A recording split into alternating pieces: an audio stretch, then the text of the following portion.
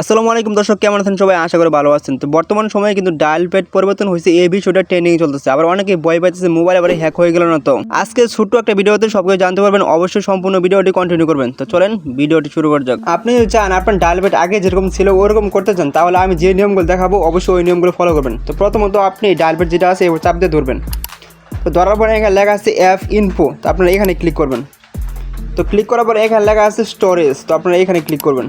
তো ক্লিক করার পরে এখানে লেখা আছে ক্লিয়ার, তো আপনারা এখানে ক্লিক করবেন।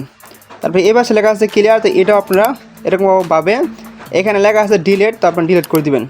তো অলরেডি কিন্তু যে আপডেটটা আসছিল এটা কিন্তু কেটে গেল।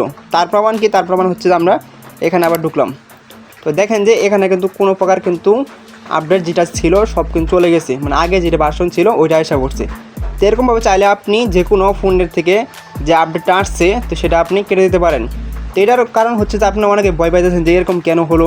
এটা হওয়ার কারণ হচ্ছে যে গুগল থেকে একটা আপডেট আসছে, ঠিক আছে, যার কারণে এরকম হয়ে গেছে। এটা সবার ফোনেই। তো এখানে ভয় পাওয়ার কিছু নাই। তো আপনার যদি আপডেটটা ভালো লাগে তাহলে থাকবেন, আর যদি না লাগে তো আর আমি যেরকমভাবে দেখালাম ওরকমভাবে কেটে দেবেন। আশা করি সম্পূর্ণ ভিডিওটা বুঝতে পারছি। তো এটাই ভয় পাওয়ার কিছু নাই, ঠিক আছে, এটা সবার ফোনে আসছে। আশা করি সম্পূর্ণ ভিডিওটা বুঝতে পারছি। আর যদি ভালো লাগে অবশ্যই লাইক করবেন। নেক্সট টাইম কী ভিডিও বানাবো অবশ্যই কমেন্টে জানিয়ে দেবেন। আল্লাহ হাফেজ।